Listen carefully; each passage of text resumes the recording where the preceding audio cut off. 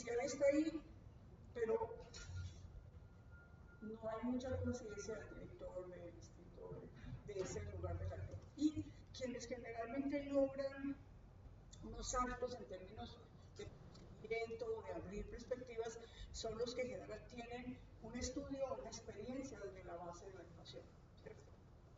Stanislavski era director, pero también actuaba. Bukowski, Meyer, o sea, la base para dar un salto estaba en que entendían la escena, entendían lo que es un cantor, sí, que es un escenógrafo o creador, no, Boris Bóveda, o un cantor, en ese caso sí en teatro, dramaturgia, o sea, se meten en la escena y es ahí y entienden lo que es estar parado allá, lo que es ese lugar del actor, y desde ahí pueden realmente crear y romper, digamos, con paradigmas, ¿cierto? Entonces, creo que en estas 12 horitas es más abrir como la reflexión y abrir panoramas y cada uno va viendo cómo lo va a profundizar allá. Entonces, en ese camino decimos que para mí, en lo que he investigado, hay dos tendencias o enfoques en el estudio de la pedagogía y de los modelos actorales y de las técnicas de actuación. Y un enfoque es focalizado, y otro que es el que yo exploro y que vengo investigando, que es transversal. ¿Cómo se llama? Focalizado. Entonces, vamos a estudiar los modelos actorales, entonces se piensa en una época, se piensa en un tipo de teatro, se piensa en un tipo de producto, ¿cierto? Entonces empezamos a ver estudios que nos hablan desde lo histórico, o desde el producto, o desde, pero separado, ¿cierto? Compartimento. Hablamos de la pedagogía con estudios muy ricos también focalizados.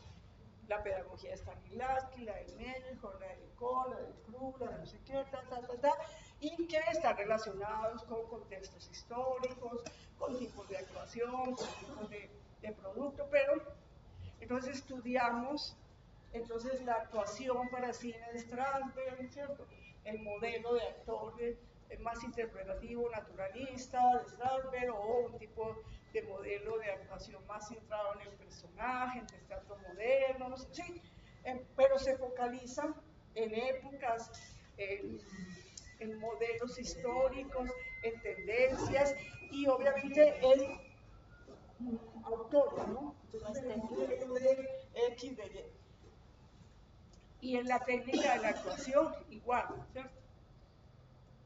Esa es la tendencia de la investigación y de los estudios, siendo poquitos a nivel de los modelos actorales, de improvisación.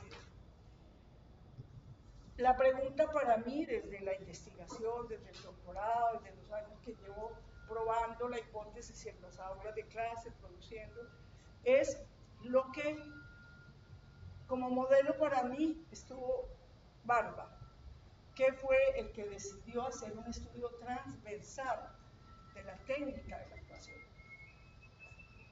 Y cuando lo dice, y cuando transversal, lo que él llama el bios del actor, aquello que existe en todos los actores, no importa de qué escuela, ni de qué lugar, ni de qué época, o de qué tradición teatral, o de qué lugar geográfico. Él dice, ¿será que las preguntas de la antropología teatral, aquello que es el bios, aquello que es lo básico, lo esencial, lo universal, lo trascendente, lo que está en la base de todas las técnicas de la actuación? Entonces, él habla en ese caso de un estudio que se basa en principios transversales de la actuación. Y logran ellos con su disciplina, que empezó a hablar de antropología teatral, y crean una disciplina de estudio como la antropología teatral, no la antropología social, la antropología humana, la antropología cultural, no, vamos a hablar de antropología teatral.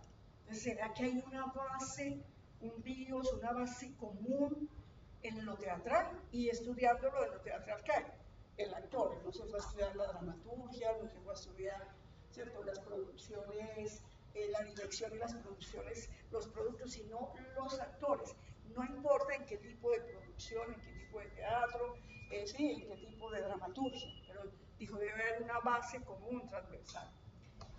Y él encuentra, o ellos, pues todo es un equipo de trabajo, todo lo que se llama los 4 principios técnicos de la actuación.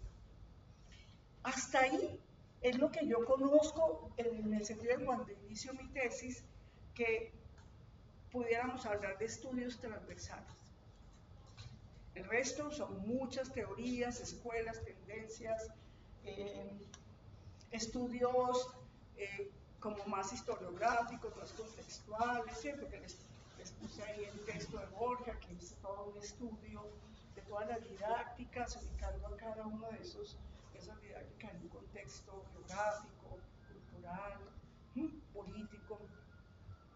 Pero esto es lo único, digamos, que ahí él encuentra que sea un actor japonés, un actor chino, un actor suizo, un actor coreano, en todos, hablando de quien ha pasado por un proceso de formación, encuentra que en la base para la calidad de su trabajo interpretativo, creativo, de la producción en la escena, con ese cuerpo, él habló de sus 4 principios transversales. Hasta ahí es lo transversal.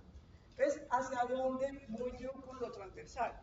Pues empiezo a preguntarme cómo estudiamos la pedagogía teatral, la pedagogía actoral, que deje de ser el estudio focalizado de distintos modelos, y de técnicas específicas y de didácticas específicas.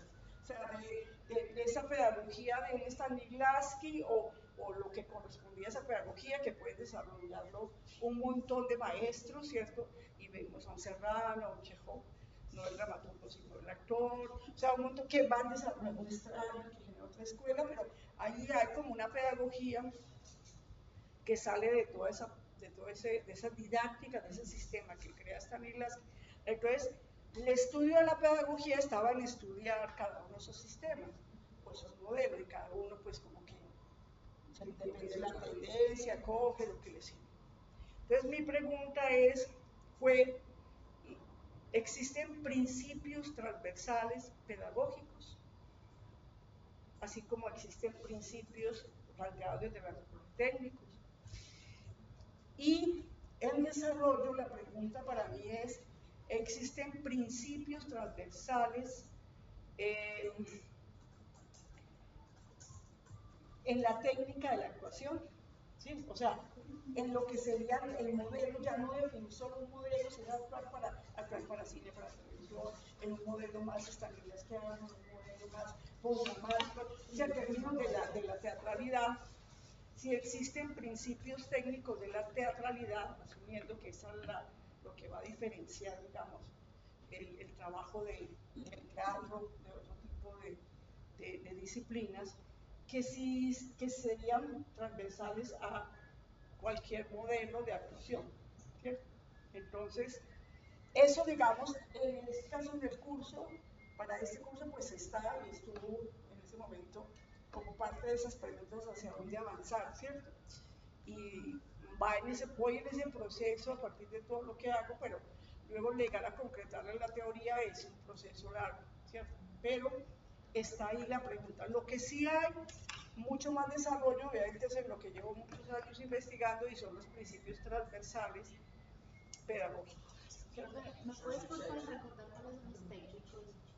O sea, entonces, principios son 4. Principios técnicos de la actuación, que son equilibrio precario, simplificación, coherencia incoherente, y ¿cuál es el otro? Los de la antropología teatral, ¿cierto? Incoherente, simplificación, sí, así se llama. Sí, así lo describe.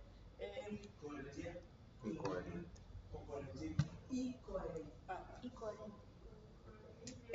Equilibrio precario, simplificación, coherencia, y ¿cuál es el otro? Ay, ahí está en el cuadrito, ahora lo podemos ver, ¿cierto? Y ya les hice una pregunta a partir de Entonces, a partir de Balba tiene todo el desarrollo. La pregunta es la pedagogía. ¿Qué es la pedagogía? Eso es el proceso de cómo llevo este sujeto, que no es actor y no es actriz, qué proceso desarrolla en términos pedagógicos, didácticos, de entrenamiento para que, digamos, tenga los principios de Balba. Lo que queda claro para mí es que cuando Balba observa eso es alguien que ha pasado por un proceso formativo, por un proceso de... Sí, que está para todo, pero ha pasado por un proceso, lo que él llama el nivel preexpresivo, el BIOS, que es el que está en esos 4 principios, ¿sí? Pero esto es para alguien que ya ha pasado por el proceso de formación, por el proceso de entrenamiento. Entonces mi pregunta es, pero entonces, ¿cómo hago yo para que incorporen un cuerpo preexpresivo? ¿Cómo hago yo para que incorporen un cuerpo que tenga esa calidad, ¿cierto? Entonces ya es como más específico de las acciones particulares o de los ejercicios. No, entonces claro, ahí viene el estudio de, habrán principios transversales, pedagógicos, así Claro, como hay principios... Caminamos por el espacio en velocidad 1. Las velocidades, pues no, por ejemplo, no. No. Sí, esas son didácticas. Esas son didácticas. Entonces, miren, cuando uno se pregunta si hay esos principios transversales, yo me estoy devolviendo a esa primera pregunta y para explicarle un poco por dónde tuve que empezar a preguntarme, pero ¿qué es un actor y una actriz? Pero entonces, ¿qué es el teatro? Yo desde qué lugar me voy a ubicar en el teatro, ¿no? ¿Qué tipo de teatro hago? ¿Cuál es esa base ontológica? Esto es lo que está en la tesis, esa base, digamos, epistemológica, esas teorías que lo sustentan. Entonces, encuentro que hay un cambio de paradigma a finales del siglo XIX, principios del XX, sobre el lugar del actor y la actriz y sobre la pedagogía de la actuación. Podemos decir que el siglo XX es el siglo de la pedagogía actoral. Antes del 19, final del 19 y todo el 20, la pedagogía actoral y con ello las didácticas o los ejercicios, ¿cierto?, que la componen, estaba basada en un modelo y único modelo pedagógico. ¿Era cuál? Imitar el modelo interpretativo del maestro. Esa es la pedagogía anterior al salto que se da, que empieza con Stanislavski y se desarrolla a lo largo del siglo XX. ¿Cómo se enseñaba a los actores a actuar? Como la pedagogía, el modelo pedagógico era imitación del modelo interpretativo del maestro. Entonces, ¿cuáles eran las estrategias pedagógicas? Primero, los ensayos sobre el escenario, tomando los ensayos de rol o de personaje, ¿cierto? Los ensayos de texto, mostrar al maestro cómo debía ser y los aprendices tratando de aplicar eso, de replicarlo, de ponerlo en el cuerpo. Digamos que esas eran las estrategias pedagógicas, ¿cierto? Ensayos en el escenario, entonces había que trabajar siempre sobre obras, siempre estaban trabajando en textos, siempre en textos, y no textos de exploración, de laboratorio, esto era el texto en el escenario montando, ¿cierto? El personaje, la historia, la situación, entonces ensayos sobre el escenario, obras que se iban a presentar, que tenía que salir el producto, ¿sí? Pero no el concepto de ensayo, el ensayo era, entonces es ensayo sobre ensayos de obras sobre el escenario, ensayos de rol, entonces yo interpretaba siempre un mismo tipo de personaje según como el carácter o a lo que podía funcionar mejor. Además aprendías roles, cuál sería el tipo de, sí, aunque ahí hay un nivel diferente, más creativo, aunque ahí hay que, pero, y aprendes, digamos, cuál es el comportamiento, la respuesta, el gesto de, cierto, Colombina, Polichinela, pero digamos que ahí hay un poco un arte mucho más codificado, y más, sí, en lo que había, digamos, del teatro occidental, de este teatro moderno, este teatro que es un periodo largo de la historia del teatro occidental, pues cómo formar actores. Venga, este gran maestro, este gran actor que lo logra, entonces todos iban a ensayar con él, a mirar, o tener papeles pequeñitos y estar ahí al lado, pero todo el tiempo era produciendo, ¿cierto? O sea, ensayos sobre el escenario, ensayos sobre el texto, ensayos de rol, o sea, trabajos sobre el rol. Entonces, pero eso es otro concepto. Pues, pero esto es, hay dos modalidades, y ahí me tengo que volver. Entonces, bien, Armando, por eso les hago los cuadros y les muestro. Porque ahí estás hablando de dos tipos de modelización de lo que es la técnica actoral. Hay un arte altamente codificado, la danza, el vino, el teatro japonés, son artes altamente codificados. Y tienes la gramática y tienes el gesto, tienes la metodología y la pedagogía también, o sea, piensa en la danza contemporánea, entonces los pasos, los ensayos, ¿cierto? También eso se empezó a ya viene la danza contemporánea, que rompe el pelo.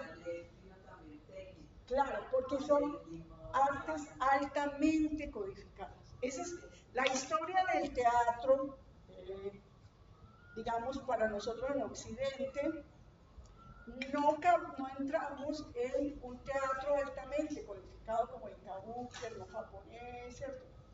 Esos son un tipo de teatro, pero que está definido el tipo de gesto, el tipo de entrenamiento, el tipo de dramaturgia, y ahí hay un nivel de creación muy grande en la manera como atribuyas esa técnica, cómo la desarrollas, y ellos van a ver la diferencia entre este actor que representa a la princesa o en el momento de mayor dolor, y entonces cómo o así lo mismo en un arte como no sé, la danza, o si quieres la contemporánea, que baja de ser un arte en contra de la gravedad, este ser un arte que trabaja la gravedad, se apoya en, pero sigue habiendo, digamos, un poco de técnica y codificación. La música, pues obviamente tú tienes que aprender, sí. Pero el teatro occidental y el que nosotros hemos recibido como legado no es un arte altamente codificado. Es un arte que se basa en la singularidad y la particularidad de cada miembro. Pero ahora. Aún antes, solo que, digamos, el talento, tú tratabas de aprender ese modelo interpretativo, eso es la pedagogía, ¿cierto? Cuando digo ese arte altamente codificado, no codificado, devolvamos al teatro de Shakespeare, incluso a la comedia del arte, al teatro, o sea, al teatro griego. Ahí hay un arte que está buscando, no está altamente codificado, no es un arte que responde a uno. No, la metodología es cómo llegas a ese arte codificado. Pero si tú vas a estudiar teatro japonés, o sea, ahí no es la contingencia sociocultural del artista, es decir, dónde nace, su cultura, su manera de ver el mundo, la expresión particular que da cuenta de ese universo. Eso ya es. Esto es lo que busca nuestro arte, que no es altamente codificado. Ese va a través de esos códigos, esa técnica, tú expresarás el mundo. O sea, aprender música, no sé, guitarra. No va a ser lo mismo escuchar a Paco de Lucía, pues, que al vecino, ¿verdad? Así cojan la misma partitura. O sea, incorporan unas técnicas y responden a unos modelos, ¿cierto? Y cómo el método, la técnica, la pedagogía, la metodología, para que de la música clásica y luego él sea un gran intérprete creador, ¿cierto? Que cuando la toca y la interpreta incluso hasta crea acordes o formas nuevas, ¿cierto? O sea, no es que sea altamente codificado, no sea creación, ¿sí? Solo que el camino es inverso. ¿Cuál es la complejidad de nuestro teatro y ese que nosotros recibimos? Que al no ser un arte altamente codificado siempre está instalándose en la contingencia sociocultural, en lo micropolítico de cada grupo, de cada actor, director, dramaturgo, ¿cierto? Entonces nosotros podemos hablar del teatro de Bruch, ¿cierto? Podemos identificar el de Cantor, podemos ir, y cada uno crea una poética y genera un tipo de universo y habla de un tipo de momento histórico, de una cultura, de una región, ¿cierto? Por eso, luego veremos cómo un Duarte va a hablar del teatro como este lugar de un cronotopo, ¿cierto? De unas regiones, de un lugar donde está la cultura, la historia, ¿cierto? Pero está atravesado por todo lo que constituye el universo. Balkis no va a ser un teatro igual al mío, al tuyo, al de él, ¿verdad? Sus preguntas, su historia, su región, en términos de cultura, así sea colonial en todos nosotros. O sea, ese lugar de singularidad, no particularidad, singularidad, ¿cierto? Porque particularidades comunes pueden llegar a tenerlo, pero singularidad, ¿cierto? Que ya es crear unos universos que van a tener una existencia, que va a ser un poco lo que hace el arte. Hablaba en esa clase de cómo si nosotros hablamos de que existe más, ya en términos ontológicos, si Julieta y Hamlet que nosotros. En el mundo Julieta, Hamlet existen. A nosotros nos conocen más o menos en la casa, en la universidad y existimos en un espacio, pero tienen mayor existencia un Hamlet universalmente que Alejandro, ¿cierto? Que lo conocen. Es más el arte crear esos entes ontológicos, ¿cierto? Que llegan a tener una existencia que incluso sobrepasa luego lo que serían los entes de la vida cotidiana. ¿Sí? Entonces decíamos Aracataca y Macondo. Aracataca es más real que real, pues allá está, pero realmente que tiene una existencia ontológica universal.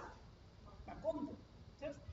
Estos son los saltos, ¿no? Que por eso hablamos del teatro, del actor, de la actuación, del arte, que tiene una naturaleza ontológica, que tiene una existencia que incluso va a sobrepasar la existencia material. Entonces, esto que me puedes como reconfirmar esa diferencia que había entonces en esa pedagogía del siglo XX, antes del siglo XX y de la de ahora. Vamos a retomar, porque ahí me fui aclarando cosas y ahora me devuelvo a iniciar. Entonces, estamos hablando de modelos pedagógicos, modelos actorales, estudios focalizados y estudios transversales. No hay enfoques de estudios transversales, salvo el de la antropología teatral de Barba, que logró extraer principios comunes. ¿Por qué me fui al asunto de nuestro teatro occidental, que no oriental, que es un teatro altamente codificado?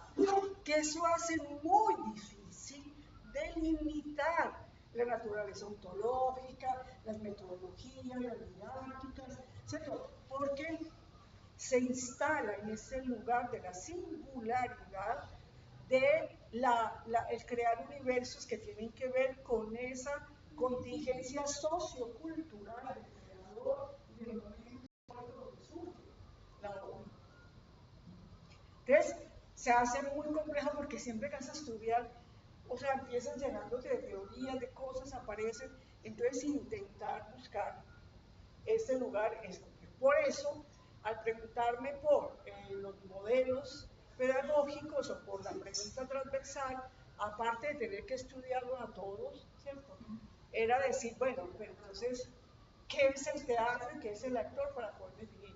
porque en el modelo anterior, que era el de imitación del modelo interpretativo del maestro, con estrategias como los ensayos de texto, ensayos de rol, ¿cierto? La imitación del modelo interpretativo y el carácter del maestro, intentar extraer aquello que hace a ese actor allá tan bueno y este otro va y hace y repite y a todo el mundo le da risa porque se ve ridículo, porque no logra. Todo eso es lo que va a preguntarse un Stanislavski. O sea, cómo darle organicidad, vida, ¿cierto?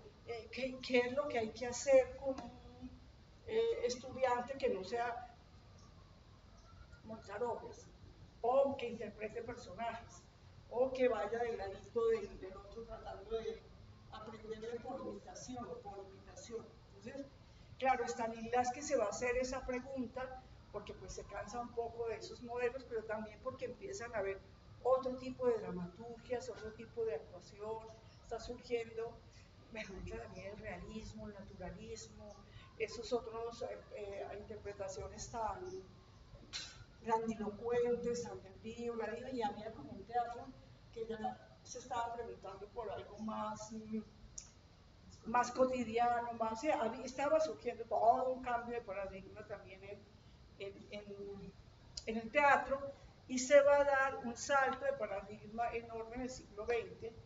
Ustedes ya vieron la historia del teatro, cómo el director tuvo que hacer un largo recorrido para lograr tener una existencia como disciplina y saber autor. Pues al actor y la actriz todavía le toca estarse peleando, aunque en el siglo XX, con ese salto el cambio de paradigma. ¿Dónde está a nivel del teatro y dónde a nivel de la pedagogía y de la actuación? ¿Cierto? Que es, finalmente, nosotros somos legatarios de las vanguardias del siglo XX. Y no quiere decir que no estudiemos la comedia del arte o Shakespeare, pero visto con las nuevas herramientas que tenemos hoy, con las nuevas miradas. O sea, por mucho que yo quiera ver el siglo XVIII, yo lo estudiaré, pero es que ahora tengo internet, ahora, o sea, hay un montón de cosas que hacen que mis lentes para ver el pasado sea otro. Entonces creo un nuevo pasado, ¿cierto?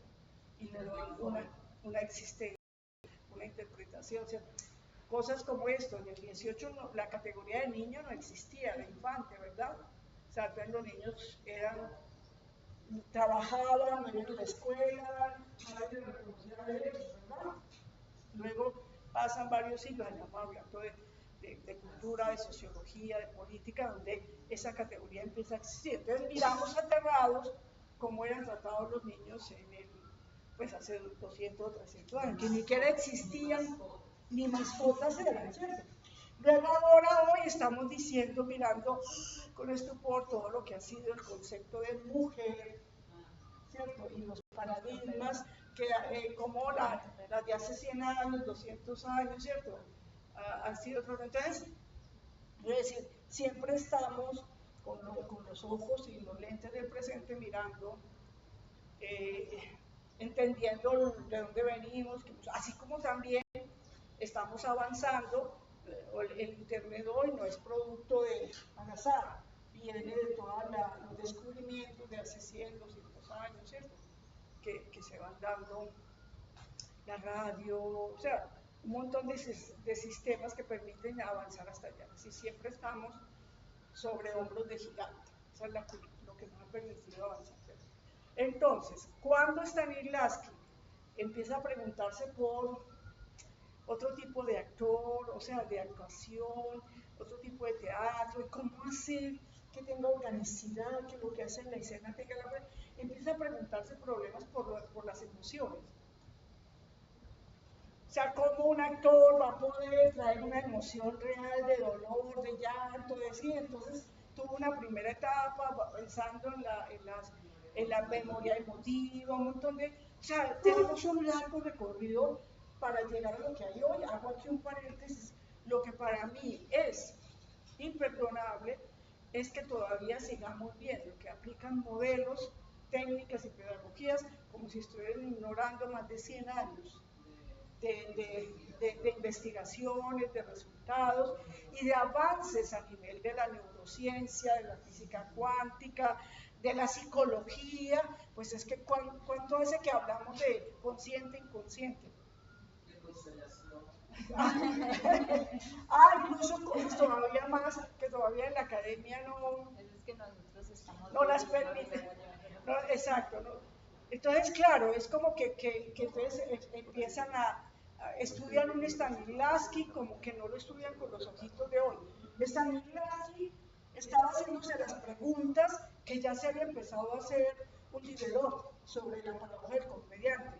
El actor miente o siente, trabaja con la razón o trabaja con la emoción. O sea, todas las dicotomías que en el siglo XVIII están planteándose un Diderot, o sea, ya estaba en esa pregunta de esa dualidad, esa complejidad del universo, del actor y del teatro, ¿cierto? Pero luego para Stanislavski está apareciendo en la psicología y se están empezando a hablar del inconsciente, del consciente, de acciones que van no solo desde la razón, sino que suceden desde otro plano que no es la conciencia racional y empiezan a hablarse de psicología o el conductivismo con el descubrimiento de Pavlov, cómo condiciona la respuesta de salivación del perro, ¿cierto? Cuando lo he entrenado, entonces ahí ya había preguntas por el lugar del cuerpo más allá de la razón. Todo esto, digamos, son esos investigaciones y cambios de paradigma que están por allá a finales del 19, principios del 20, que están empezando a hacerle preguntas, a mover, ¿cierto? ¿Dónde están las? Pero en la primera etapa, todavía, incluso un Grotowski, un Meyerhold, todavía están instalados en la idea de que hay separación entre cuerpo y mente. Y los modelos que ellos, por ejemplo, Meyerhold, siempre está hablando de cuerpo 1, mente 1, que dirige al 2 y que el 2 responde, y entonces uno es la razón, la mente y el cuerpo del 2. Luego, a mediados, ya desde principios del 20, pero todo lo que avanza del 20, buenas, nos está diciendo, y hoy más que nunca, con todos los cambios que se dan a nivel de los descubrimientos de cómo funciona el sistema cuerpo-mente. Y llegar a lo que hay hoy, que es una frase que les dejé la semana pasada: no ves el mundo como es, sino como somos. No vemos el mundo como es, sino como somos. O lo que nos llega a decir ya la neurociencia y todos los avances, somos conscientes del 99%. No somos conscientes del 99% de lo que hacemos, solo somos conscientes del 1 o 2%. Es decir, que lo que hago, pienso, digo, siento, produzco, es inconsciente. ¿Y qué quiere decir inconsciente? Está condicionado por todas las memorias y la información que a lo largo de la cultura, que a lo largo de mis experiencias en la vida, que a lo largo de la memoria genética, la memoria ancestral, la memoria de especie, la memoria cultural. O sea, nosotros somos un cúmulo de memorias. Y se encuentra que realmente lo que veo no es necesariamente lo que veo, es cómo lo percibo yo, con qué referente tengo, qué sensación me da. Entonces, hay gente que ve a alguien con voz y barba y sobre todo se llama, o sea, tiene un rechazo, no quiere verlo, o sea, pero ¿por qué? Porque, o sea, tienes una información en tus células que te conecta con unas experiencias que pueden ser de tu vida, de estos 20, 30, 40, o que pueden venir de memorias ancestrales. Es decir, aquello que me gusta, que no me gusta, o sea, todo eso somos. Entonces, hoy hablamos de sistema, del cuerpo humano como sistema, pero incluso para un Meyerhold o un Grotowski que estaba avanzando más en el asunto más holístico, también todavía él quería enfatizar las emociones, o el otro quería enfatizar la razón, ¿cierto? Entonces, esto para decir que, o sea, lo que cambia, lo que aparece, los cambios de paradigma van a condicionar el tipo de teoría, el tipo de lo que producimos en ciencia, en cultura, en técnica, en todo, ¿cierto? Entonces, en la época de Stanislavski, ¿cuál es el gran salto paradigmático que se da a nivel de la pedagogía? Pues él empieza a preguntarse por cómo, aparte de imitar, qué tipo de ejercicios, qué tipo de caminos puedo proponer al actor para que incorpore una técnica, que obviamente va a responder a un modelo de actor, ¿cierto? Y en ese camino aparece un paradigma nuevo que para nosotros hoy es lo más común, pues para que así ha sido toda la vida, que se llama el entrenamiento. El concepto de entrenamiento, antes los actores no se entrenaban, ahora decía que entrenamiento en la escena, pero no en el concepto de entrenamiento como un proceso de incorporación de un tipo de respuesta, de acción, ¿cierto?, que no está condicionado por el personaje o por la obra o por la imitación, ¿cierto?, sino que está instalándose en el lugar del actor, aquí, de ese cuerpo, que es, digamos, lo que van a desarrollar todos los grandes pedagogos, directores del siglo XX. O sea, el gran salto en la pedagogía fue el concepto de training o entrenamiento.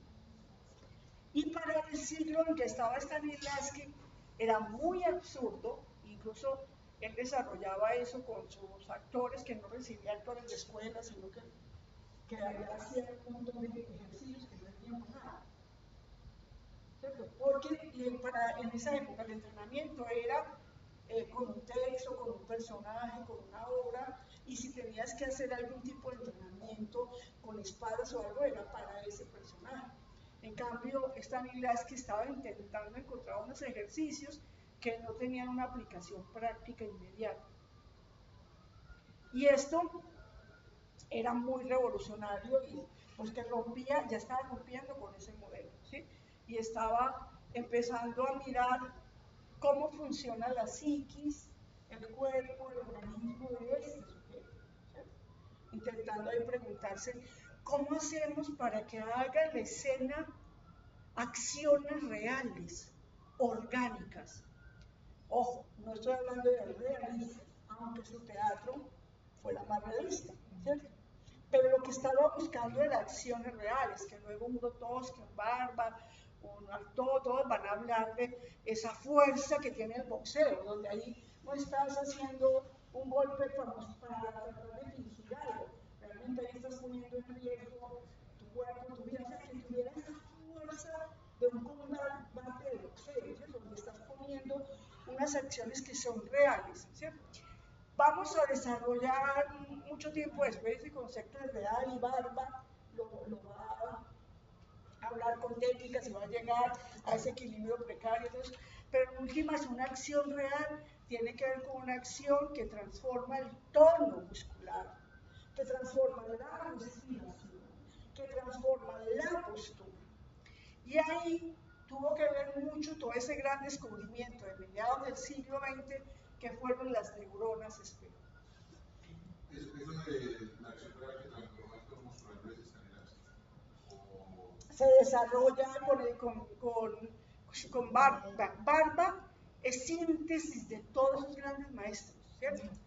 Entonces, cuando él habla de ese equilibrio precario, de esas acciones reales, justamente está resaltando ese hecho que las acciones cambian el tono, la energía, la potencia, la postura, ¿cierto?, del cuerpo. O sea, ¿qué encuentro yo cuando voy a mirar cómo se explica y cómo se sustenta desde las neuronas espejo? Y entonces, ¿cómo, si yo entiendo esas neuronas espejo, entiendo cómo debo entrenar? O sea, luego todo esto está aplicado en el método que ahora estamos en proceso de sistematizar, que es mi método, ¿sí?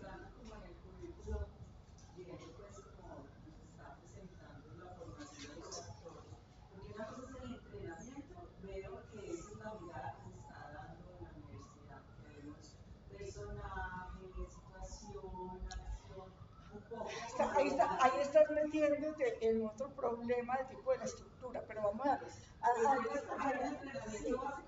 pero no, ahí tenemos un problema, y es que volvimos a un currículo que debatimos durante un montón de meses que estructuramos desde la mirada de lo que hace esta escuela, que realmente es una escuela experimental, es una escuela que está buscando formar un actor y actriz que tenga las herramientas para que pueda crear en distintos rangos. Pero cuando yo estructuro un verbo, acción dramática, situación dramática, personaje, que fue lo que debatimos y reestructuramos y que empezó cuando yo dije, yo no voy a dictar un curso de acción dramática, yo estoy dictando un curso de acción escénica. La acción dramática es un modelo, un tipo de teatro. Tú no tienes escénica. O sea, la acción escénica tiene que ver con la base de lo que constituye el trabajo del actor. Producir, crear poiesis corporal y vocal en las condiciones de la escena. Las condiciones de la escena puede ser un teatro realista, puede ser un teatro aristotélico, puede ser un teatro dramático, puede ser un teatro liminal, o sea, lo que quieras, ¿verdad? O sea, que entonces, una cosa, la acción dramática responde a un tipo de teatro realista. No, estoy diciendo que la acción escénica está en la base de todo tipo de teatro. Que la acción dramática responde a una técnica específica, un teatro realista, más aristotélico. ¿Sí? Que si yo hablo de personaje, también hoy estoy instalado en un tipo de teatro, y no que no haya estudiado, y no que no hayan generado una cantidad de obras, de tradición, de riqueza. No, claro que no. Y cuando yo hablo de pedagogía transversal, no digo que no haya que estudiar hasta Stanislavski, de Kruva, Meyer, no más allá de saber qué diferencias tiene, es que si tú tienes la base transversal, decides que voy a trabajar con estos cinco actores, hago un diagnóstico, que ahora hablamos de principios técnicos del entrenamiento, y digo, a este le aplico un ejercicio de mano, no, a este me conviene un ejercicio de Stanislavski, por así me empezó. ¿Por qué? Porque estoy trabajando en la didáctica, son una cajita de herramientas. Los distintos tipos de teatralidad son cajas de herramientas, ¿verdad? Para que tú, ahora quiero trabajar un teatro épico que rompe con un teatro más rapsódico, que no sé qué, ahora quiero meter el monólogo, pero lo quiero atravesar por la danza del teatro, ¿verdad? Y todo eso, pero que conoces todas esas cajas de herramientas, no las confundes, conoces qué contiene cada uno, para qué sirve, qué tipo de teatro, qué tipo de técnica, qué tipo de metodología, y dices, esta me sirve, esta también, esta la junto y creo otra. Entonces, esto es el conocimiento transversal.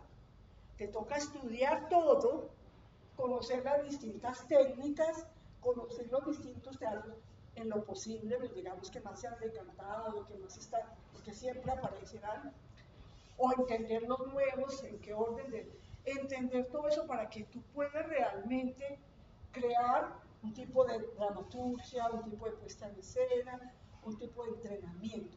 El entrenamiento no es la idea de calentamiento. O sea, en mi tesina, creo que no se las puse, se las puedo enviar, que era previo al doctorado, hice toda la investigación sobre aproximaciones al concepto de training o entrenamiento del actor en el siglo XX. Había que, ¿quiénes han hablado de qué piensa un Stanislavski, aunque no lo nombró así, aludía a eso, o un Grotowski, o un Dario Fo, o sea, y empiezo a crear unas categorías de cómo algunos entienden calentamiento como entrenamiento como calentamiento, como predisposición para el estrés, o entrenamiento como ejercicios, como didácticas.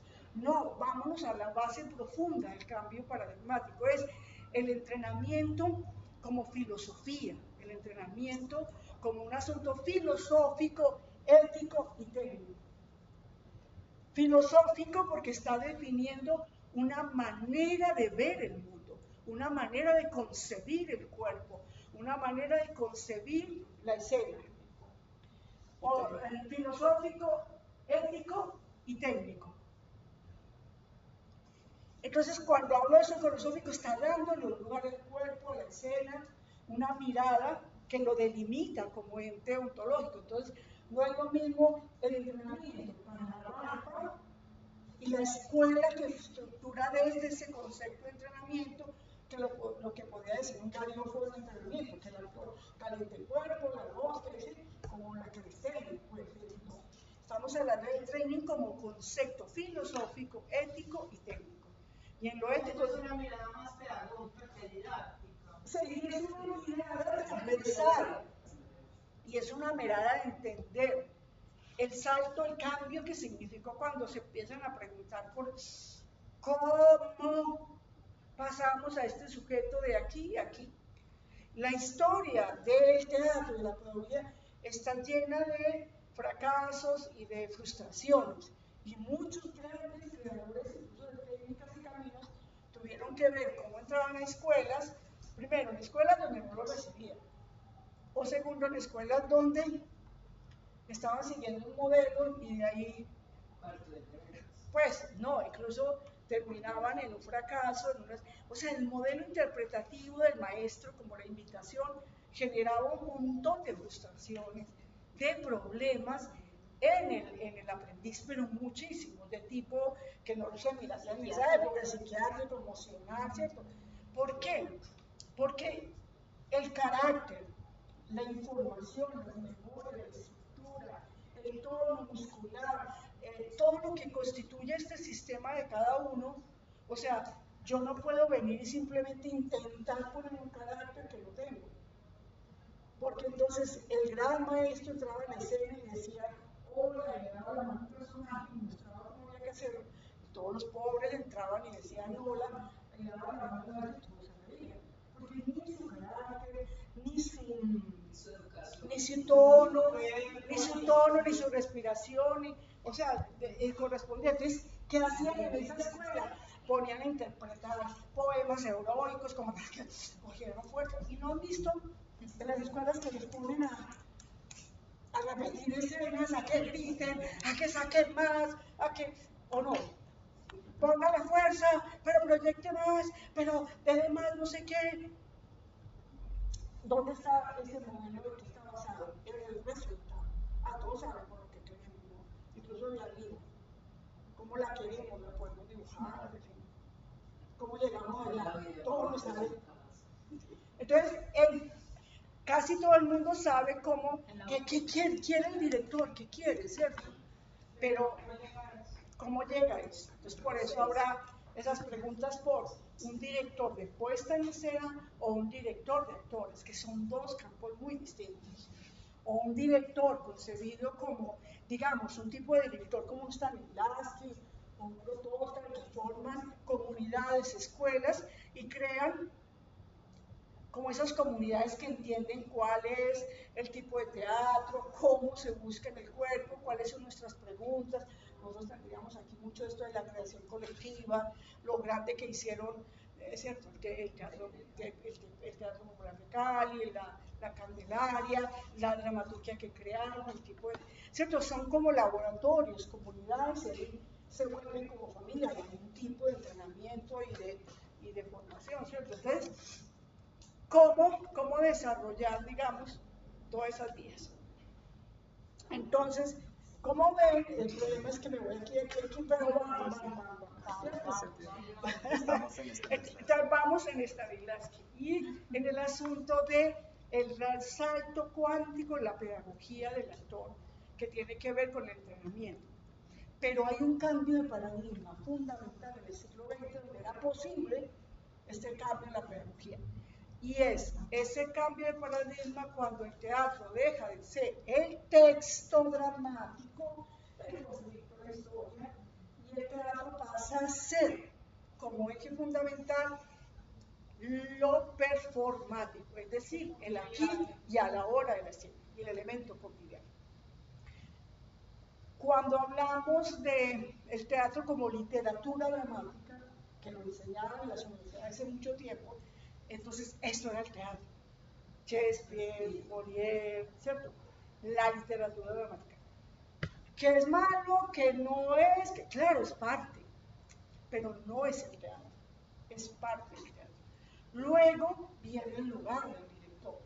Ahora no es el teatro, el texto, es el director que crea la puesta en escena, crea el mundo. Entonces, antes, cuando el teatro era la literatura dramática, el director estaba supeditado a él. Y entonces el público decía, no, lo hizo mal, ese no es Shakespeare, ¿cierto? No fue leal a Shakespeare, acabó con Shakespeare, no entendió a Shakespeare, ¿verdad? Haciendo un Hamlet. Y entonces el director no podía dar un paso más allá que no fuera a poner en 3 dimensiones lo bidimensional, el texto, ¿cierto? Entonces se generaron producciones también interesantes, valiosas, en la medida en que intentaban, ¿cierto?, llevar a escena esa situación, esos personajes, esa escenografía, encontrarle como más densidad, más grosor, más plano, ¿cierto? Pero iban a tener siempre el problema de decir, no, ese no puede llegar a Shakespeare, ese no entiende a Shakespeare, ese no es Shakespeare, no es el teatro. Venimos la era del director, y ahora tú vas, incluso ese director que llega a ser una dramaturgia, como Müller, Hamlet Marching, 3 páginas. Y pero está pensándolo como director y está pensándolo en escena. Monte ese vertiente texto. Confusa con 3 páginas, le encantan las panelas. No creo, pero es que llegar a ese Hamlet Match, a esa síntesis, o sea, hay todo lo que Müller, los planos, de ese, hace muchísimo tiempo, todo un módulo de esos nacionales, que era Müller. ¿Ah? Tú montas otra, no la de Müller. No, pero espere, porque es que mire cómo vamos pasando. Shakespeare, 11, ¿cierto? Luego viene el lugar del director y el lugar del creador, incluso desde la dramaturgia, pensar en escena. Pongamos a Müller, ¿cierto? Y un Peter Brook, o sea, incluso luego cómo lleva a Müller a la escena. Entonces lo ves en el las camas volando, bueno, con un grupo. Entonces aquí viene el lugar del actor y de esos grupos, ¿cierto? Que cogen ese.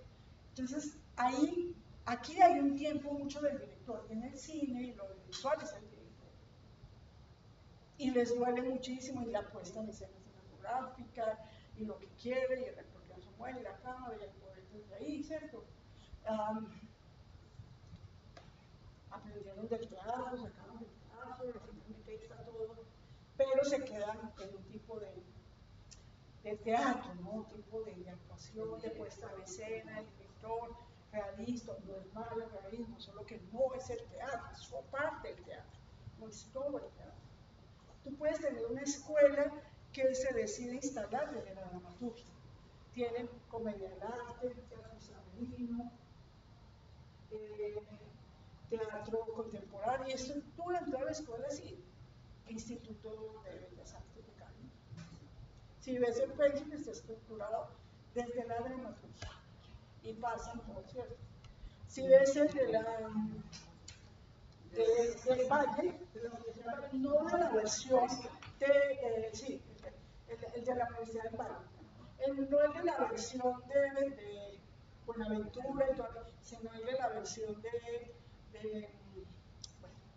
ese colombiano que estuvo en Rusia y su mujer china, que son como los que puro estalinismo,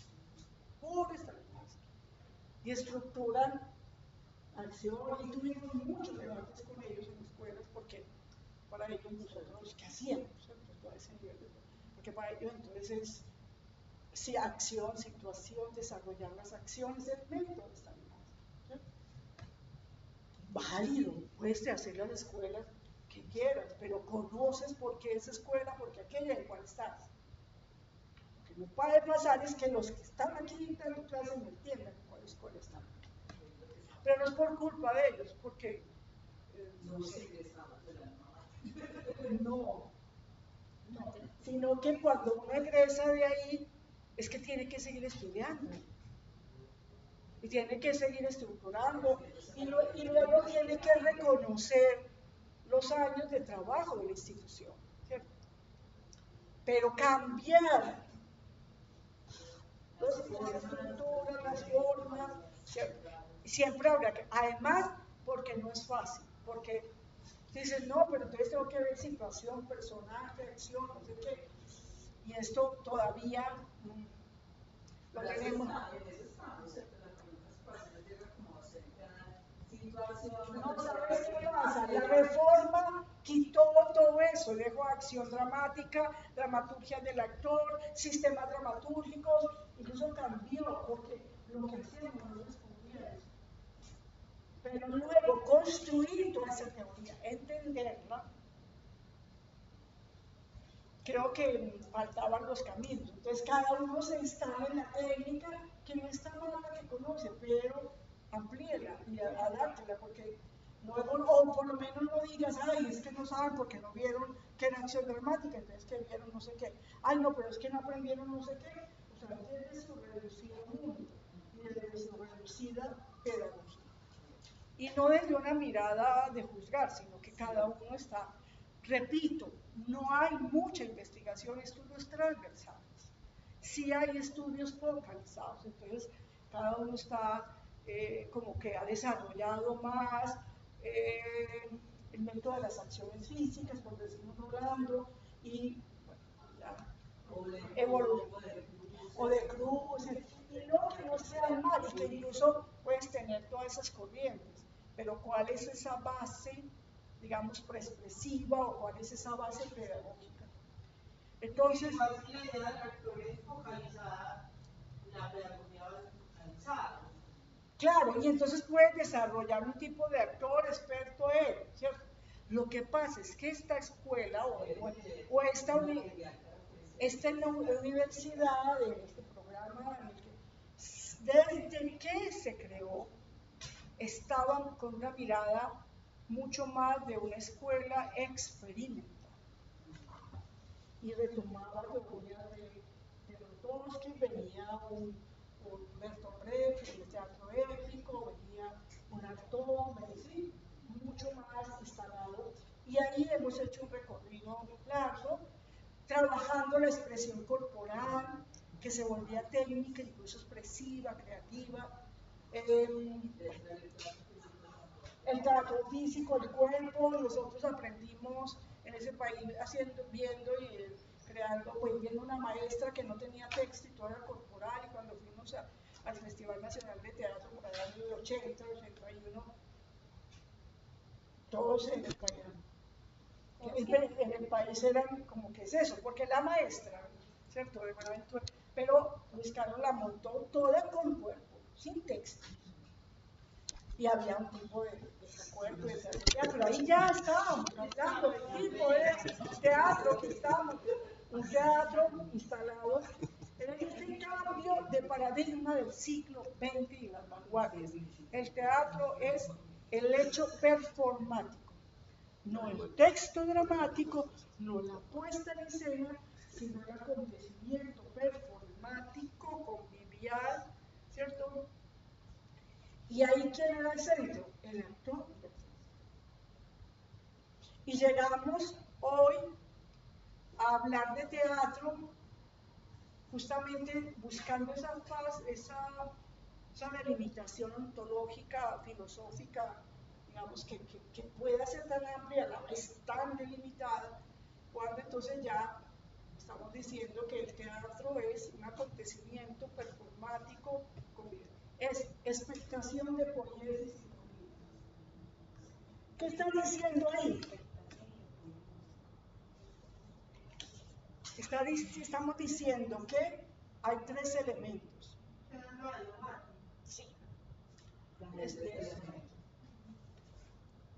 Actor, actriz, o sea, espectador, espacio. Sí, o regiones. Pero no es el del convivio del bautizo, el convivio de todo lo que hablamos, o sea, de las situaciones sociales donde hay cuerpos, hay convivio y hay expectaciones. Lo vemos como el sacerdote le echa la agüita al niño, ¿cierto? ¿Verdad? Están los padrinos y están los invitados. Performativo. Sí, es este es el performativo. Ahora, para poder desarrollar en lo que iba, entraremos más en detalle de eso, qué diferencia, cuáles son esos aspectos que hacen que hablemos de esto, pero cuál es el elemento esencial para diferenciar las acciones performáticas sociales cotidianas de las acciones performáticas teatrales, ¿cierto? Que hay unos saltos ontológicos, hay unos propósitos y hay unos lugares del espectador y del actor que son completamente diferentes a los otros y que van a hacen que el teatro sea como nuestra última trinchera para sobrevivir como humanidad. O sea, en este mundo absolutamente teatralizado, teatralizado, donde la vida cotidiana es un espectáculo, o sea, ¿qué es eso? ¿Cierto? Pero lo miramos para ir cerrando aquí, porque otra vez me pasa. ¿Sí ven? Me pasa como la primera diapositiva. Pero entonces, esta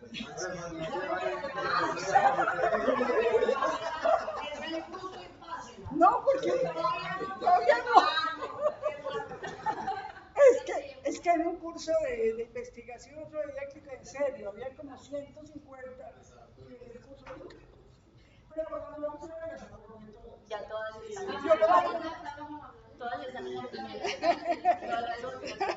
Todas.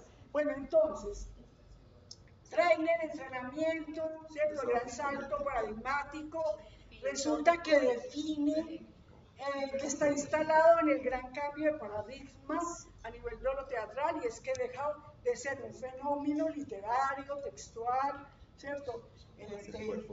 Para pasar a ser un fenómeno performático, convivial, ¿cierto? Y donde entonces es el actor y la actriz son el eje fundamental del teatro. ¿Esto qué quiere decir? Que abre la escena de la investigación de ritmo, de movimiento, de cuerpo, de lenguajes, de textualidades diferentes, ya no el desarrollo de la historia, del conflicto, ¿cierto? Como el eje del teatro. No que no pueda estar, pero que no es solo eso. Porque entonces ya empiezas a trabajar con asuntos de tensión, de oposición, de tono, de ritmos, de sensaciones, de sonoridad, de vocalidad, incluso la voz empieza a hacer muchas veces más el sonido, la vibración que la palabra. La palabra termina siendo lo que está contradicho con el cuerpo. Empiezas a crear unos universos que no están siguiendo, y no es que no puedas hacer un teatro, un Shakespeare, un Molière o algo, pero lo estás viendo desde aquí, desde este lugar del teatro como ese fenómeno performático convivial. Poiesis en expectación de convivio, ¿cierto? Entonces, ese gran cambio le dio lugar al actor. Y estos son los grandes cambios en las vanguardias, lo que ha desarrollado el siglo XX. Por eso es el siglo de la pedagogía actoral, el siglo del actor y la actriz, ¿cierto? Estamos en el siglo XXI y no se ha desarrollado tanta teoría, y en nuestro país todavía estamos escuchando el actor natural. ¿Qué carajo es eso? ¿Cierto? En representación y representación, no como dos polos posibles y entenderlo, ¿cierto? O acciones físicas solo entendidas desde el lugar de Stanislavski, no digamos desde el lugar antropológico, porque no son teorías que están en ese. Exacto, que son entender, aunque los estudiemos ya que hay. Entonces, y además, lo más tenaz es que llegamos a este siglo y en lugar de la actuación, cuando es el siglo del actor y el siglo de la contemplación, como era un poco ese teatro griego, había el mito, la historia, pero ahora menos importante, a que iba, todo, y se reunía esa polis allá para quedarse 2 o 3 días siguiendo toda la tragedia ya la sabían, ahí pasaban otras cosas, ¿verdad? Y ahí realmente porque se producían otras cosas. Entonces, llegamos a este siglo y todavía la actuación no tiene un estatuto ontológico, epistemológico, teórico, metodológico como estructurado. Entonces se hablan de teorías del actor, incluso analizando la maestría, y esta maestría en la que está, digamos, tiene el sello de dos grandes hombres y un equipo que trabajamos y acompañamos, y que son un José Sánchez y un Jaume Melendres, ¿cierto? Uno dramaturgo, que de la escena del actor, el otro un gran director también, mucho desde la escena, traductor de barba, de misionero de Casa de Pablo, o sea, grandes, con quienes diseñamos esta maestría, ¿cierto? Y que estuviera ahí. Y cuando yo la veo ahora que estoy, digo, historias de la dirección, dramaturgia, y un cursito que dice teoría intelectual, de 12 horitas. Cómo reproducimos, ¿cierto?, los paradigmas y los... O un curso de dirección del director, ¿cierto? Pero nosotros estamos instalados en una gran maestría en dramaturgia y dirección que el gran aporte es que está encontrando los elementos en común que hay entre la dramaturgia y el escenario, es decir, el actor, como es. Porque, y la actriz. Claro, porque Jaume Melendres, Jaime, pero en catalán Jaume, que fue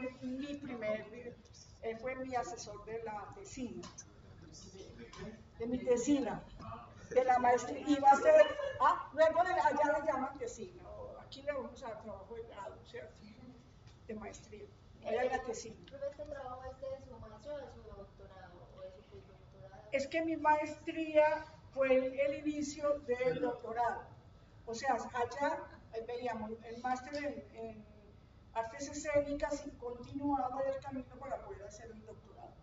Entonces lo que pasa es que sí formulé, sin saberlo, empecé a preguntar, ¿no?, por ejemplo, de qué es entrenar, el training, de dónde salió, para qué, muy empujada por Jaume, que dijo, estamos cansados de que son un montón de recopilaciones de todo lo que dijo el otro y el otro y el otro, y citas, y están allá en la biblioteca, y quién produce conocimiento. Claro, entonces, digamos que... Sí, salió bien. Sí, sí, porque como que era... Entonces, claro, ahí fue la primera parte de preguntar, y me sirvió, fue el paso para avanzar al doctorado, a todas estas preguntas, ¿cierto? Entonces, el training, por eso es muy importante que delimitan. Y la pregunta de ustedes, no tengan la menor duda, está desde chiquitos, está desde el pregrado, está ahí, está ahí.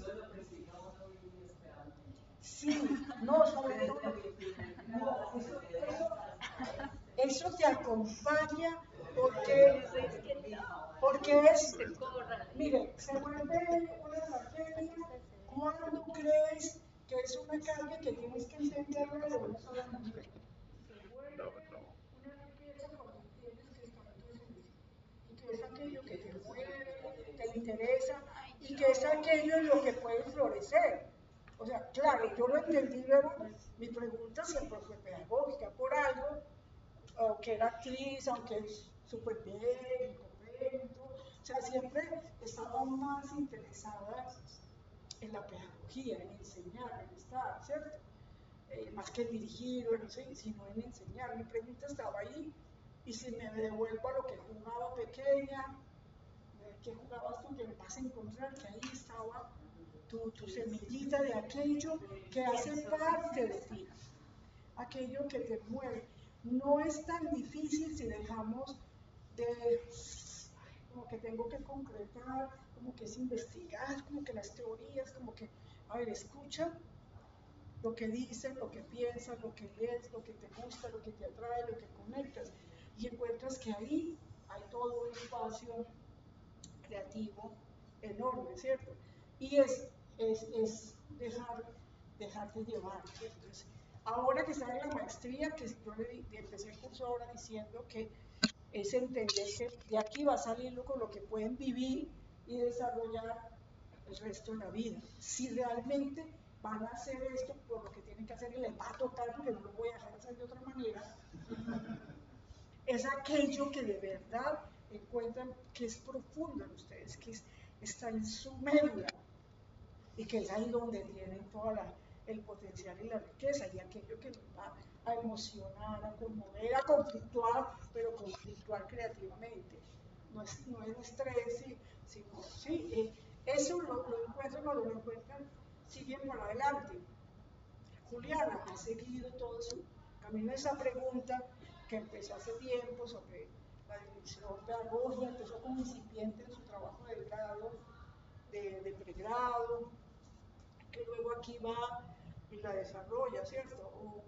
O Eduardo, que hizo la maestría y que tenía esas preguntas por la ópera y el teatro y esto, y empieza, digamos, a tener una experiencia a nivel de lo que era la ópera del Parque en Bogotá, desde la administración, el Consejo de Facultad se quería traer ese modelo aquí, se estaba buscando como quién podría ser de teatro, que trabajara con de música para él, yo dije, Eduardo, él es director, y claro, se metió en esto, empieza a hacerse preguntas si luego su tesis doctoral es ya no ópera al parque, sino ópera urbana, y empezó a generar un ámbito de investigación y un universo creativo que tiene un montón de referentes, pero que empieza a tener un estatuto ontológico, una existencia, un camino, una metodología, un tipo, que tiene que ver eso, cómo voy, la antigua cárcel de Pedregal, y entonces desde ahí cómo ese espacio urbano con historia, con memoria,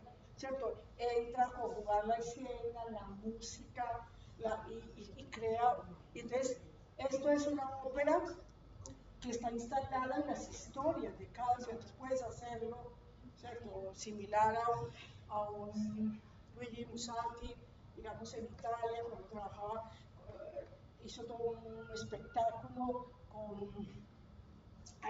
cómo llegaba el agua, cómo se llama esto, los acueductos romanos, que su ciudad está atravesada por enormes acueductos, y es maravilloso meterse ahí y caminarlos, y él crea toda una dramaturgia y un espectáculo que está relacionado con ese mundo, ¿cierto? Lo que es esa historia, con esas penas, ¿cierto? Por las que han corrido la vida, ¿no? de una ciudad y la misma civilización. Entonces, pero aquí, en el caso de él, estaba vinculada con la mujer. Y luego desarrolla su doctorado y hace todas sus tesis en esa dirección y empieza su investigación, un ejercicio, digamos, más institucional, pero lo vuelve un espacio de investigación y muy cercano también a su manera, a su ser, a sus intereses, que aunque había hecho teatro aquí como estudiante en el pregrado,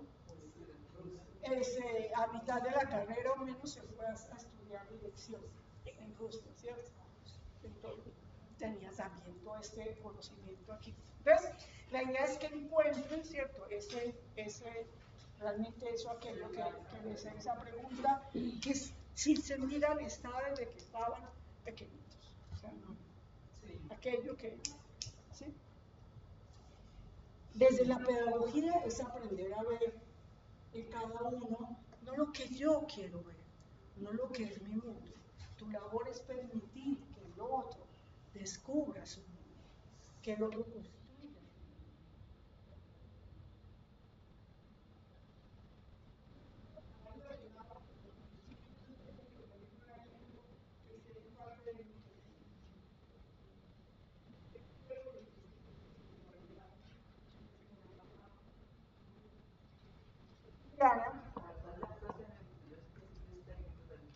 Y luego está el principio. Hay un cuadrito donde están los textos y cada uno está explicado qué función tiene, para qué sirve cada uno. Con los principios técnicos del entrenamiento, yo puedo estructurar un proceso pedagógico, o sea, organizar lo que sería esa metodología, lo que es las sesiones de trabajo, ¿cierto? Entonces, principio de individualidad, principio de especificidad, principio recuperación y principio de, el más importante, debe ser que ya es final de año y está un poquito cansado.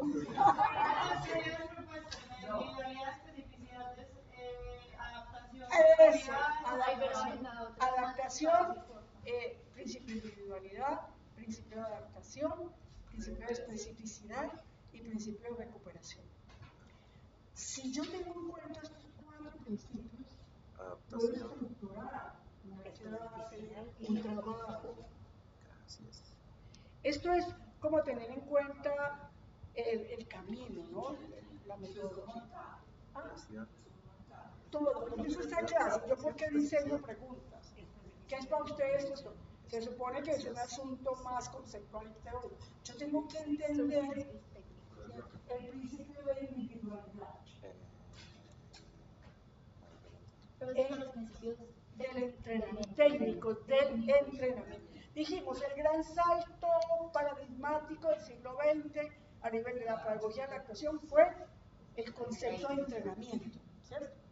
De preparación, de ejercicio, y que está instalado en el cuerpo, que fue ese gran cambio de paradigma en el teatro, que se da en el siglo XX. Dejó de ser un hecho literario, textual, para pasar como centro a ser un fenómeno eminentemente pedagógico, ¿cierto? Donde emergió el actor y la actriz como creador, ¿cierto? Entonces, en ese universo, hablar de esos principios técnicos es cómo estructuro yo un entrenamiento, incluso el montaje. Por ejemplo, Juliana nos aplicó el trabajo de tesis y utilizó el principio de individualidad como eje, ¿cierto? Y entonces tenía, ¿cómo yo genero posibilidades para que el actor desarrolle toda su capacidad creativa? No la mía, no mi universo, él, yo como director pedagogo, y no hay más remedio que partir del principio de individualidad. Veámoslo en el deporte, que lo hablé la semana pasada. Usted sirve para boxeo, no. Usted sirve para fútbol, sí. Usted sirve para el gimnasio. ¿Qué está uniendo? Fortalezas de ese, la altura, el tono, la capacidad anaeróbica, o sea, todo eso están diciendo que tienes unas capacidades, unas tendencias para algo. Pues en la vida para todos, si es para actores, el principio de la vida me va a decir, ¿cierto? ¿Qué diagnóstico voy a hacer sobre esos 5 o 6 personas con las que estoy para poder generar ejercicios? Y aquí viene el principio de especificidad. ¿Qué pasaba al principio del siglo XX, e incluso antes de ese cambio de paradigma? Ponían la vida a aprender de todo, esgrima, canto, técnicas de juegos, porque todo le iba a servir. Más o menos lo que la mamá podía decir, no, mija, aprenda eso, que todo le va a servir en la vida. Todo lo que aprenda, pues sí, todo lo que aprenda es ganancia. Claro, pues yo no puedo ir en la vida a ver si del sopetón me cae lo que necesito. Bueno, no sé qué sea un maestro iluminado, no te da preocuparte de nada, porque todo lo que te cae es lo que dice. Pero para llegar allá, exacto, tenemos que perdonar muchas veces. Sí. Encontrarnos. Entonces, claro, ese principio de especificidad me dice qué ejercicios específicos debo diseñar para estos o debo coger de esas cajitas de herramientas que tengo para esto, ¿cierto? Entonces yo para qué en el deporte me voy a poner a entrenar en velocidad a un boxeador. Este va a ser para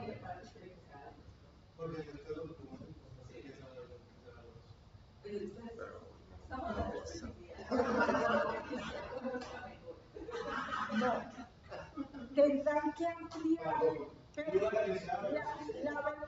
velocidad no va a ser el eje del boxeo o del levantamiento de pesas, pongámoslo levantamiento de pesas, no va a ser la fortaleza que más debes desarrollar. O si eres futbolista, entonces, ¿qué le van a trabajar a un nadador? Claro, que necesita capacidad, ¿cierto? Que necesita, pero, es decir, en los deportes, porque además fue una de las disciplinas que estudié para poder decir, pero ¿qué hay por ahí que sí tenga definido cómo se entrena? ¿Qué se parece, ¿cierto? A esas performances teatrales, las performances deportivas, o sea, y tienen modelos muy definidos para cada deporte, y tipos de entrenamiento y modalidades, o sea, y unos van a lograr más y otros. Entonces, el principio de especificidad me va a decir yo qué debo trabajar en cada uno, pero tengo que haber hecho un diagnóstico del principio de individualidad. Ahora miramos cómo aplicarlo, ¿cierto? El principio de adaptación me dice una cosa bien sencilla y a la vez bien compleja, que primero, si yo digo que el teatro y el trabajo del entrenamiento está instalado en el cuerpo-mente del actor-actriz, ¿cierto? Porque es producir poiesis, crear corporal, la produce con el cuerpo, en el cuerpo, a través del cuerpo, y es el mismo cuerpo el producto, ¿cierto? O sea, están instalados los planos. Entonces, tengo que empezar a preguntarme, tuve que preguntarme mucho, ¿y qué es el cuerpo? O sea, ¿cómo entendemos el cuerpo, mente, qué es todo eso? Entonces, váyase a leer de todas las teorías y a lo que usted se decir que por dónde voy, me perdí. O sea, hasta llegar, digamos, a todo esto que era ese asunto que hasta muy mediados del siglo XX todavía seguíamos hablando de razón, emoción, mente, cuerpo, ¿cierto? Como categorías independientes. Entonces, no, el actor tiene que trabajar con la razón, no, el actor tiene que trabajar con la emoción, no, como si fueran cosas independientes, ¿cierto?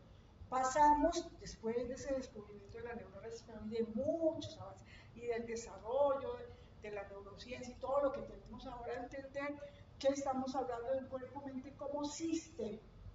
Dejamos de ser máquina. La máquina corresponde a esos paradigmas y a esa mirada del cuerpo como dualidad, ¿cierto? Como cuerpo, mente, razón, emoción, ¿cierto? Y, o sea, un poco esa mirada positivista cartesiana, ¿cierto? No aplica hacia resaltarlo, pero todavía habiendo resquicios, pues, algunas señitas de eso. No, no somos una máquina, somos un sistema. Entonces hay todas unas teorías sobre sistemas antropoiéticos, entonces era otro campo al que me iba para llegar. Finalmente, para empezar a definir cuál es el cuerpo-mente del que yo estoy hablando para el actor o actriz, ¿qué es ese cuerpo-mente, cierto? Entonces, primero es un sistema autopoiético. No es instrumento para la poiesis, sino que en sí mismo produce, crea, ¿cierto? Pero al ser sistema, me dice que no tiene ninguna parte que no está interconectada y que tiene posibilidad de transformación desde el interior y desde el exterior. Si a usted no le funciona bien el riñón, usted puede seguir funcionando bien, todos los demás órganos colapsan. Si a un relojito se le daña una pieza, los otros no se dañan. Le cambian la pieza y se la pone. Eso es una máquina. Cada parte, aunque está conectada, no está dependiendo para existir de la otra, para funcionar. ¿Sí? Porque necesita esta que le dé vuelta, lo que le dé la vuelta, que se le va mal. Pero si ese daño se le quita, le pone otro y vuelve a funcionar. A usted si no le funcionan los riñones, intentan quitarle y ponerle otro, ¿cierto? Si logra y si tiene y si se adapta y no sé qué. Pero eso es para los que lleguen a salvar. Pero a usted le falla la presión y le va a fallar el oxígeno, va a fallar el riñón y van a fallar, o sea, cómo funciona el corazón. Todo es muchísimo cuando la presión arterial está alta. O sea, no hay nada de ese sistema que integre.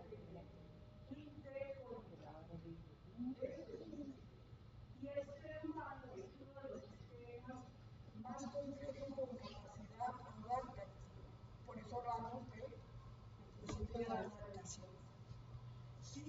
el sistema, le entras en una dirección, entras elementos, llegas a transformarlo. Y hoy decimos que el cerebro tiene plasticidad. Y no esa idea que se tenía que te desarrollaba el cerebro hasta 20 o 30 años y después ya el cerebro. No, tu cerebro no es el mismo, siempre está transformándose por las experiencias, por las informaciones, por lo que lees, por lo que escuchas, por lo que sí.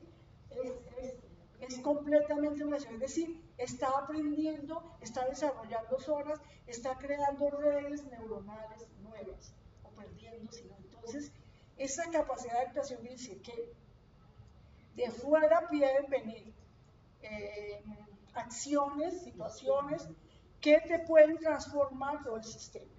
Y a la vez, al contrario, desde adentro, pues, pueden suceder acciones, transformaciones que cambien el sistema hacia afuera. ¿Y cómo lo vas a hacer? Bueno, esto es lo que tiene que ver siempre, entendiendo que hay un principio de adaptación, unas reglas y todo. Pero esto es maravilloso y es para mí como el otro factor que dice, wow, o sea, es que tenemos toda la posibilidad pedagógica y todo. Y es que a este sistema, yo le puedo estar a él por la razón, a ella por la postura, a ella por la respiración, ¿cierto? Es decir, y va a funcionar todo el sistema. Porque resulta que, como no hay diferencia entre mente y cuerpo, esto es una ficción de dualidad, como lo llama Bamba, para poder trabajar con distintos aspectos, ¿cierto? Porque todo como que... Pero realmente no existe. Y está demostrado, piensas algo, le pusieron electrodos a alguien, ¿cierto? En la cabeza, piensas algo que te produce miedo o algo que te... Inmediatamente hay cambio tónico en la cadera, en el estómago, inmediatamente hay cambio. Solamente lo pensaste, no estabas haciendo nada. O sea, la idea de que está separado el cuerpo y la mente, lo que piensas tiene manifestación real en el cuerpo. Lo que el cuerpo asume como tono, como respiración, actitud, tiene manifestación real. Es decir, mi respiración cambia mi tono. Mi tono puede cambiar mi pensamiento. Mi pensamiento me conecta con una emoción. Esa emoción me conecta con una actitud. O sea, no hay nada. Entonces tú simplemente puedes diseñar en ese principio de individualidad, especificidad y adaptación, ¿cierto? El tipo de ejercicio que se necesita para cada uno. Por eso digo, por aquí voy más con estabilidad, por aquí voy con este que dice yo por aquí, ¿sí? Como herramientas. O lo mismo para dirigir actores, ¿cierto? Porque le pides y le pides algo, pero cada vez que más le pides, más se bloquea el otro, ¿cierto? Y si le muestras cómo es, pues él intenta copiar y le va a salir peor, ¿no? Entonces, realmente, ¿por dónde está en ese sistema, por dónde conviene entrar? Es decir, que tenemos esa capacidad constante de adaptación, de transformación, de aprendizaje, y que como es un sistema, también tenemos el problema que es lo que nos pasa en la vida cotidiana. Una situación empieza a definirnos nuestra vida. O sea, nos golpea y nos traumatiza tanto que nos enferma, nos pone en un estado emocional o depresivo, de ansiedad, nos pone, bueno, un problema de salud, en un problema también de actitud frente a la vida, y en un problema que se vuelve una bola de nieve, porque todo es lo que te llega, lo que atraes, el problema, ¿verdad? Pero la ventaja es que como somos sistemas, cambies en alguno de los factores y va a cambiar todo el sistema. Es decir, puedes realmente hacer todo lo que quieras aquí dentro. Y es lo que no hemos entendido los seres humanos. Creemos que tenemos que ir afuera, que cambie el otro, ¿cierto? Que el otro haga, que cambie, que el Estado cumpla aquello. Y no es que no haya que pedirle al Estado que cumpla con funciones o algo, pero no determinar que hasta que el Estado no haga eso, entonces yo... Sí, exacto. Entonces, realmente todo va, tienes todo el potencial para cambiar aquí. Y esto lo entiendes como pedagogo, como director, ¿cierto? El potencial está allá, no aquí. Yo no soy la que genero cambio, simplemente creo rutas, estrategias para que el otro encuentre su camino, integre la técnica para que... Y esto significa una responsabilidad del otro, pero desde el pedagogo un espacio también para el otro. Entonces, somos un sistema, entonces maravilloso. Principio de recuperación. El trabajo del actor, la actriz, es realmente un trabajo de exigencia de alto rendimiento, como en el deporte.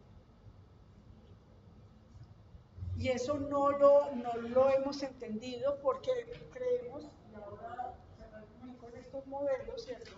Hemos entendido como que el problema del teatro es la relación entre el sujeto como persona cotidiana y un medio movimiento chiquito de lo cotidiano a lo extracotidiano, ¿cierto? Entonces que sea lo más naturalista, realista, que está mucho más en el mundo del cine, ¿cierto? De tratar de que la persona y el personaje o lo que interpreta sean uno, ¿cierto? Y como que parece que no necesita entrenamiento especial, pero nadie le va a decir, ve, toca guitarra, no sé tocar. Ay, pero ve, entrar a la escena y actuar como doña Rosita, la carnicería, se supone que tienes que poder hacerlo, ¿no? Como que no necesita entrenamiento para eso. Pero para tocar piano, para cualquiera de las otras artes interpretativas, sí reconoces que tienes que tener algún aprestamiento. Pero ese lugar del actor natural, pues se supone que no, que seas tú, y que sea lo más natural, y que entres ahí, pero no es simplemente... Que además desde que haya cámara, desde que haya convivio, no, por supuesto, pero esa idea de unir persona, personaje, interpretación, crea esa confusión. Y para hacer eso tan naturalista, sí, ¿qué necesitas tener? El chiripa te sale y diriges a este actor, este toque ese ahí, que viene, pero podrás hacer otro, podrás salir de ahí, aumentarás, ¿cierto? De pronto alguien tiene ese chispazo de uno de no sé cuántos miles, pero en cambio, si tienes un entrenamiento, tendrás miles, ¿cierto? Que pueden efectivamente llegar a ese nivel de técnica, ¿cierto? Que lo haga muy natural, parece que no actúa en términos de esa distancia ontológica, en términos del tipo de actuación, ¿cierto? Pero necesitas entrenamiento, ¿cierto? Entonces, volviendo a que necesitas, o es un deporte de alto rendimiento, porque mueves a nivel emocional, a nivel energético, a nivel psíquico, a nivel tónico, a nivel fisiológico, a nivel anatómico, o sea, todo, cualquier asunto, hay veces una situación que entra en escena, te disparó un dolor impresionante en la espalda, te generó te generó un estado de ánimo, ya no duermes, o sea, un montón de cosas, ¿cierto? Porque como es un sistema, se dispara con algo que conscientemente no recuerdas, pero te conecta con algo, que este sistema sí tiene incorporado en las células como memoria y a través de una acción, un texto, una palabra, se disparó y tú no sabes ni qué y genera un estado muy alto. O los entrenamientos para desterritorializar, y aquí viene territorializar, desterritorializar, reterritorialización, que es como todo el camino pedagógico, ¿cierto? O sea, todo el proceso de el entrenamiento es todo el proceso de desterritorialización. Y ahí está lo que hablábamos al principio, los tres cuerpos del actor. Es tan complejo el actor, la actriz y la actuación porque confluyen como realidades ontológicas tres cuerpos. Cuerpo cotidiano, territorializado. Esto quiere decir que está construido de memorias culturales, memorias de especie, memorias ancestrales, memorias genéticas, memorias de experiencia, todo eso está aquí, ¿cierto? Cada una de esas memorias, algunas son más universales, otras son más particulares, ¿cierto? Entonces, este cuerpo puede comer, consumir mucho más, digamos, frijoles que aquel, un queso que para ti te parece rancio, te revuelca el estómago, ¿cierto? O sea, todo este cuerpo funciona y está adecuado según los pisos térmicos, según las estructuras, según la topografía, o sea, también la cultura, asimilas la cultura por un proceso de acultura, o sea, estamos en el cuerpo cotidiano, que hay que partir de él, tienes que partir de ese cuerpo cotidiano territorializado, es decir, que está en el cronotopo de un lugar, de una cultura, de un momento histórico, ¿cierto? De una época. Entonces no es lo mismo ser mujerón que ser mujer hace 100 años o hace 200. Está cósmico y además por el inconsciente. Ah, claro, es que todo eso tú lo incorporas en un proceso que el alma denomina proceso. Estoy aquí entre si es inculturación o culturación, porque ahí va la diferencia. Si es un proceso de inculturación, como un proceso automático, natural, y tú absorbes todo en la lechita materna. Todo, pues, por una manera de decir, asimilas un lenguaje, una manera de ver el mundo, un cuerpo, una manera de responder, de reaccionar. Entonces no es gratuito que tú vengas de Colombia y vayas a Europa y vayas a Valencia y allá hasta las tardes, y todo este asunto de crear unos muñecos enormes que luego los queman y unas estructuras todo una tradición, y allá queman pólvora, tienen toda una industria y también una cultura de quemar, y uno como colombiano, la primera vez que empieza a explotar una cosa de esas, todos los colombianos que íbamos y estábamos ahí, terminamos así. Es que para nosotros eso es miedo, es guerra, ¿qué quiere? O sea, muy bien, pero esto es, digamos, lo que logramos poner como festivo, pero no, depende del momento en que yo nazco, si has vivido en los 90, 95, ¿cierto? De todas las bombas, el asunto, lo que hay, si vienes de San Luis, de un lugar que ha sido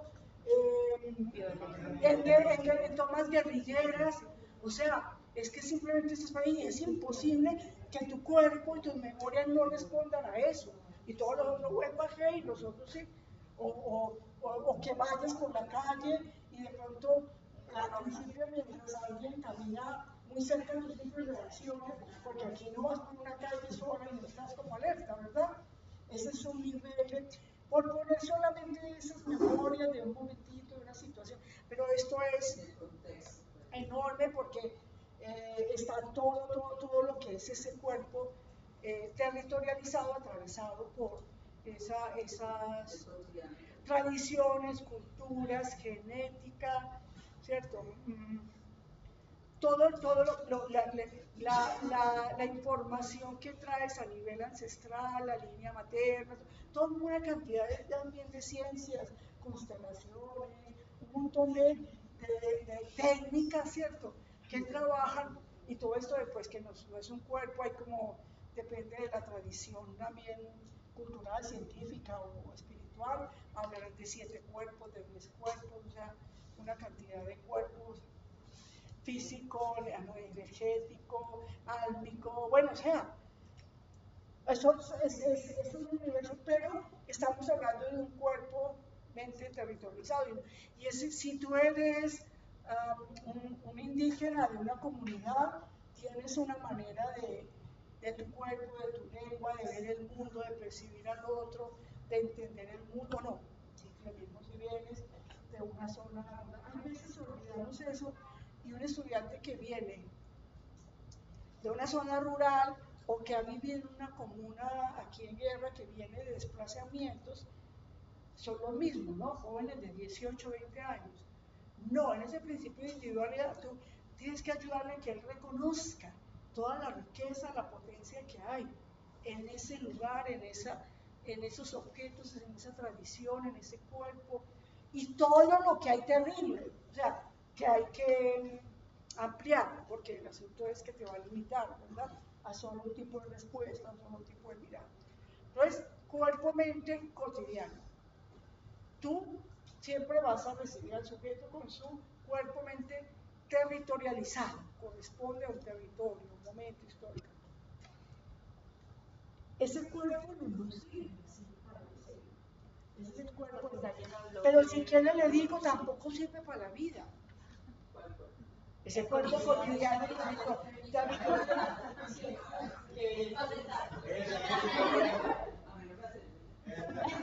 ojo, cuando hablo de cuerpo, no hablo de cuerpo como hablo de cuerpo, mente, unidad, totalidad, cuerpo, mente, o sea, el sistema que es en realidad el del mundo cotidiano, pero que es obligado, pues el que debería haber.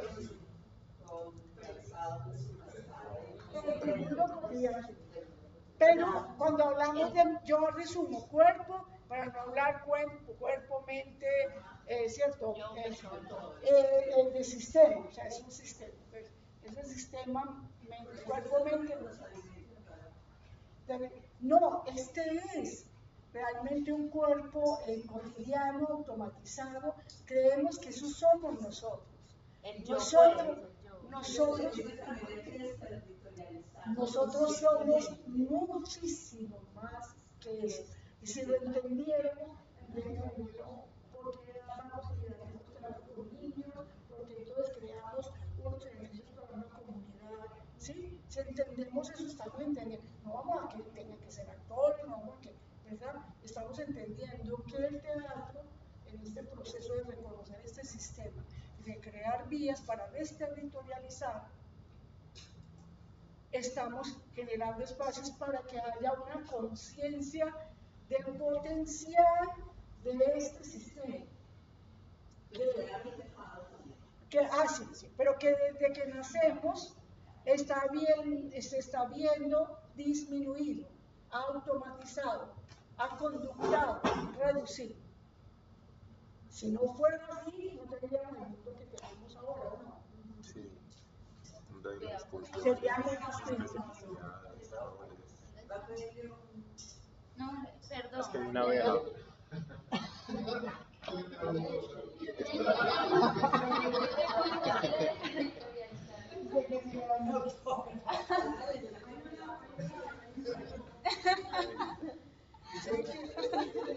Quiero decir que ese cuerpo cotidiano sistema, entendamos que los elementos de la educación de esta humanidad es que realmente digo que nosotros jugamos este siglo, somos un computador cuántico y lo único que sabemos hacer con él es escribir. Porque no nos enseñan esto, y esto lo viene planteando la neurociencia del cuerpo, o sea, cuando no es el cerebro, es la neurociencia del cuerpo, cuando habla que hay unas autopistas de comunicación de arriba hacia abajo, que vamos de arriba, o sea, que quien manda, cuando dice que el corazón es el asiento de la subjetividad, y si no fuera de la participación de este cerebro, ni siquiera recordaría quién es. Ese es el Alzheimer.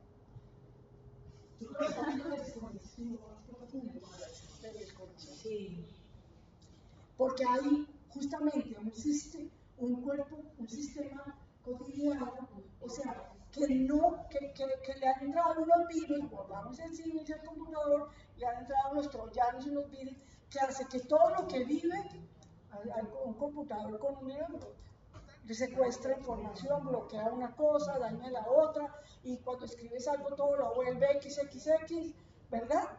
Pues este computador cuántico le van a entrar unos virus, por todo este vivir sin esa conciencia, ¿cierto? Y se vuelven esos bloqueos, esos traumas, esa limitación, todo eso que hay ahí, que va a hacer, obviamente, que no reconozcas que puedes trabajar en cualquiera de los puntos de ese sistema y vas a generar cambios. Por eso el teatro, el trabajo desde la escena, desde ese cuerpo, se vuelve una oportunidad que puede llevar a lo terapéutico, claro que sí, que puede llevar a la transformación, que puede llevar, que cuando estamos trabajando con el actor, esto es obligado, que él tiene que procesar todo, pero tiene más tareas todavía, ¿sabes? Porque tiene que apropiar un cuerpo reterritorializado de ser poético, ¿cierto? Profe, que no es al azar tampoco que ese teatro justo haya nacido en el ritual y que el ritual tuviera un propósito, pues en la Claro, de formación, de reivindicación, de transformación,